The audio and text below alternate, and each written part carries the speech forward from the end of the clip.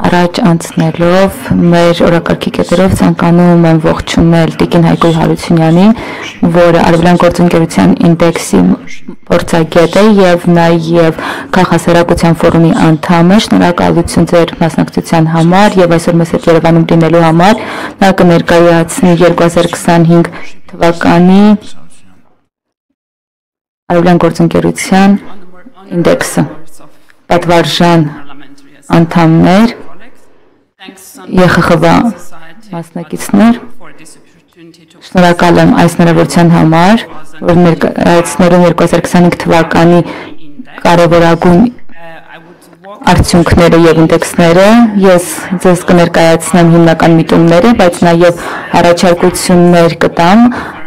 արդյունքներ, որոնք մեզ հաստատում են, որ մենք պետք է գնանք եւ շարունակենք ավելի ժողովրդավարական ընթացքով մեր տարածաշրջանում։ Սա ցույց է տալիս մեր վերլուծական գործիք, որը ցույց է տալիս, որ պետք է ամրապնդել ժողովրդավարական ինստիտուտները 6 երկրներում՝ Հայաստան, Ադրբեջան, Բելարուս, Վրաստան, Ուկրաինա։ Բարեփոխումների գնահատման արդյունքում մենք տեսնում ենք ինդեքսները 3 հիմնական ոլորտներում՝ ժողովրդավարություն, լավ կառավարություն, օրենքի գերակայություն, կայուն զարգացման համար մենք տեսնում ենք 16 վերլուծական կազմակերպությունների եւ քաղաքասարակության կազմակերպությունների գնահատականներ,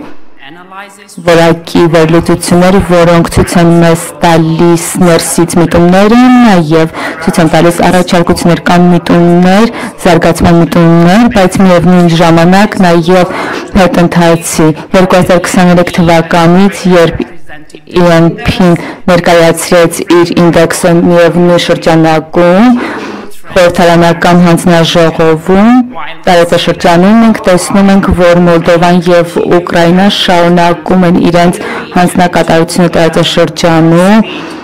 մոտարկելու փորձառությունը, բայց նաեւ Եվրամիության ամբողջ համակարգի հետ։ Ցավոք սրտի 2025 թվականին մենք տեսնում ենք նաև հայտնած Վրաստանի կողմից եւ ցավոք սրտի նաև տեսնում ենք միտումներ, որոնք Վրաստանին տանում են դեպի Բելարուս եւ Ադրբեջան։ Միևնույն ժամանակ մենք տեսնում ենք մեծ հանձնակատարություն Հայաստանի Հանրապետության կողմից ինտեգրման համար եւ սա արդեն հաստատվել է ոչ միայն որը ընդունվել է ազգային ժողովի կողմից, բայց նաև փորձառության գործնականով, որոնք երկրում գործադրվում են։ Ի հակադրություն, ինչպես արդեն ասվեց, Վրաստանը, որը ավանդաբար TO-ի անդամ էր մասեր, ներառյալ Ուկրաինան եւ Մոլդովան, ցույց է տալիս ժողովրդավարական հետընթաց։ Դա ստուգումների եւ հավասարակշռությունների համակարգում է նաեւ երևում, սա ցույց է տալիս ժողովրդավարական հետընթաց,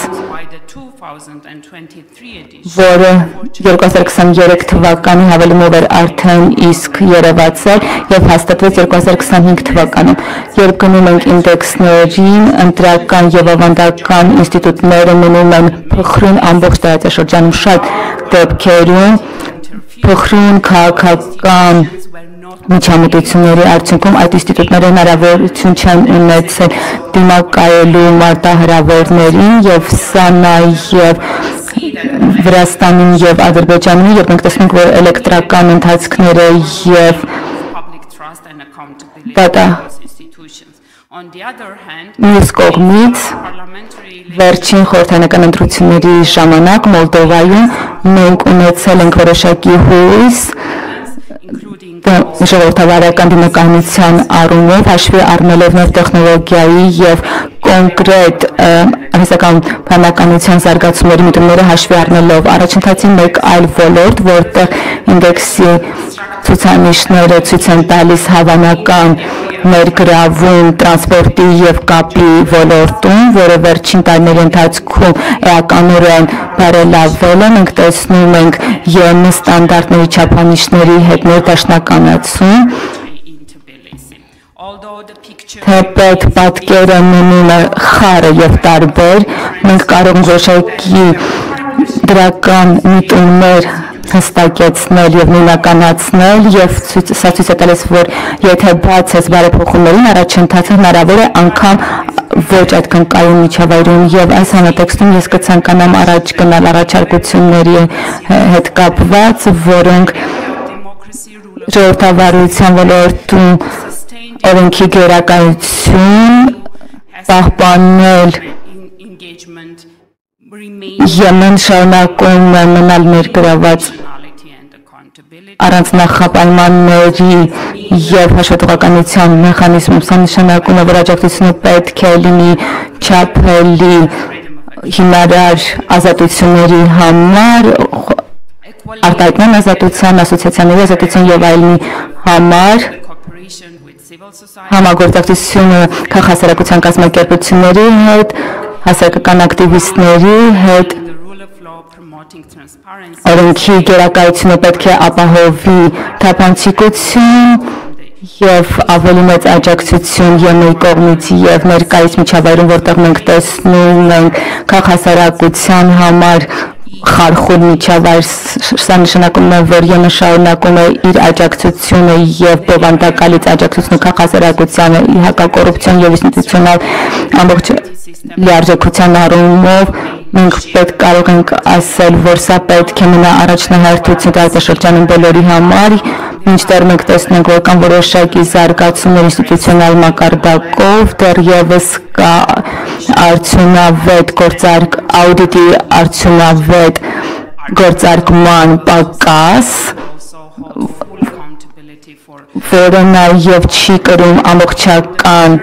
պատասխանատվություն, հաշվետվողականություն, հակակոռուպցիոն համակարգում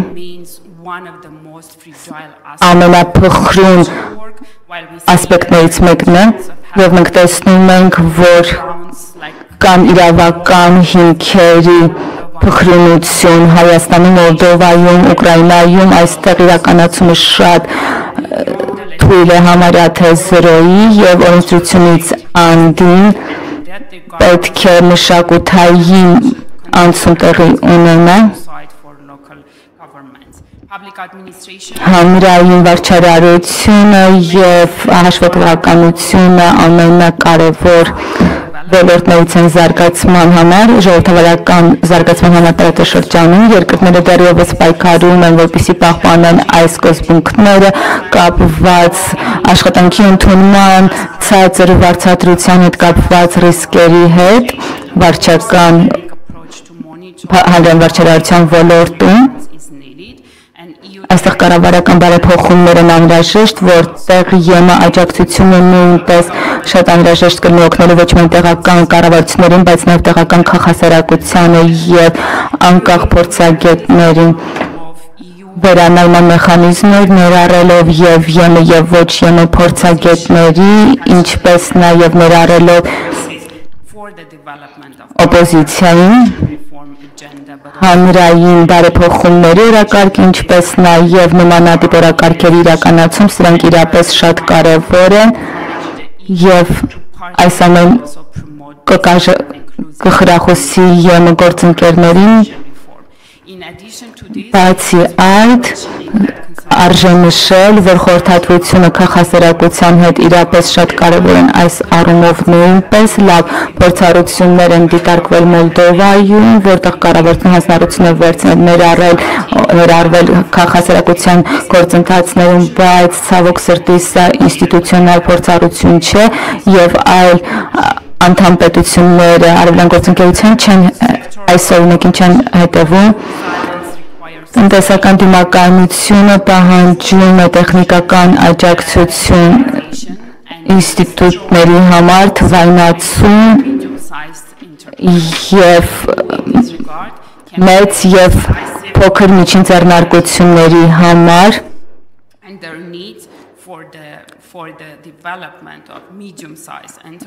մենք տեսնում ենք նաեւ կարիքներ միջին ձեռնարկությունների համար, նաեւ տեխնիկական աջակցություն, մոտարկման գործընթաց, որպեսզի բավարարենք միջին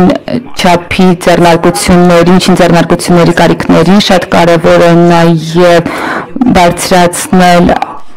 առևտուրը Ուկրաինայի եւ Մոլդովայի համար 2025 թվականից հետո, բայց նաեւ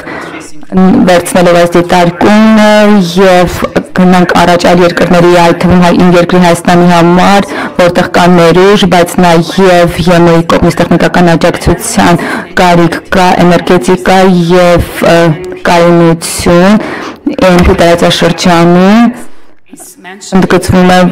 կա ինդեքս, որը ցույց է տալիս, որ կա շատ մեծ պահանջարկ ավելի խոր համագործակցության, քաղաքասարակության, կազմակերպությունների եւ ազգային իշխանությունների միջև եւ տեսնում ենք, որ մարդու իրավունքների հանրային վարչարարության օրակարգում եւ առհասարակ ժողովրդավարության համար կա ավանդական ներգրավվածություն քաղաքասարակության կողմից, երբ խոսքը գնում է էներգետիկայի եւ կայունության համակարգին այդպիսի բան չկա եւ կա պահանջարկը, որ որոշակի ինստիտուցիոնալ գործիքներ եւ մեխանիզմներ սահմանվեն ամբողջ տարածաշրջանով, որպեսզի քաղաքասարակության ներգրավվածությանը խրախուսեն այս տարածաշրջանում։ Մենք շարունակում ենք կրկնել, որ պահպանելով եթե հետագայում էներգետիկայի համաձայնագրեր լինեն հատկապես Ադրբեջանի հետ, դրանք պետք է լինեն պայմանականության սկզբունքով, որպեսզի պաշտպանեն մարդու իրավունքները, ժողովրդավարությունը եւ լավ կառավարությունը, հակառակ դեպքում նման ներգրավվածությունը Ադրբեջանի հետ առանց չպահպանելով եւ չհամապատասխանելով ժողովրդավարության բոլոր պահանջներին ազդանշաններ կբերի եւ սա լավ փոխակերպում չի լինի այլ երկրների համար կապվածություն եւ տրանսպորտի ինտեգրացիա, տրանսպորտը մնում է ամենախոստումնալից բնակավարներից մեկը համագործակցության համար տարածաշրջանում, շարունակական ԵՄ աջակցության կարիք նորից կա այս առումով նույնպես, որպեսզի քաղաքասարակության փորձաքննությունը բարձրացնենք տրանսպորտի կայունության առումով, հատկապես Ուկրաինայի եւ Մոլդովայի ներառելով միջ սահմանային տրանսպորտում կմնա կարևոր առաջնահերթություն, սրա համար կա տեխնիկական ուղեցույցի եւ աջակցության կարիք ոչ միայն այս երկրների համար, բայց նաեւ ինչպես ասացի Հայաստանի համար բարձրացնելու եւ արդիականացնելու ենթակառուցվածքները եւ ինչ որ չափով փոքրացնելու կամ վերացնելու նյութատեխնիկական խոչընդոտները կայուն քաղաքական շարժականության պլանների զարգացումը կմեծացնի ինտեգրումը եւ թույլ կտա արտանետումները պակասեցնել եւ թույլ կտա որպեսզի այս տարածաշրջանը համապատասխանի կանաչ եւ թվային օրակարգին։ Ես կցանկանամ ամփոփել ասելով, որ 2025 թվականի Արևելյան գործընկերության ինդեքսը ցույց է տալիս թե մարտահրավերներ, թե հնարավորություններ։ Մեզ բոլորիս սա հիշեցնում է, որ առաջընթացը շատ փխրուն է եւ մի ժամանակ ցույց է տալիս, որ կա քաղաքական կամք եւ քաղաքական դիմակայունություն եւ անկեղծ համագործակցություն շարունակենք անգամ ամենադժվար հանգամանքների ներքո Եվրամիության համար եւ հաշվովի համար առաջադրանքն այն է, որ հիշենք, որ մեր ներգրավվածությունը վերաբերում է քաղաքասարակության հետ կապված շարունակում է մնալ տեղում եւ նայում է առաջ Մենք դիտարկում ենք ԵՄ-ն ոչ միայն աջակցության համար, բայց նաև անկեղծ համագործակցության համար, մարդու իրավունքների, արժանապատվության աջակցության, թափանցիկության համար, տեղական ժողովրդավարության համար շարունակում եմ ցանկանում եմ ամփոփել շնորհակալություն հայտնելով կրկին անգամ այս հնարավորության համար եւ խրախուսում եմ, որ բոլորս նոր արդյունքների եւ ինդեքսներ փորձենք գտնել QR կոդ էկրաններին տեսնում եք, բայց նաև կարող եք դա տեսնել վեբ կայքում։ Շնորհակալություն։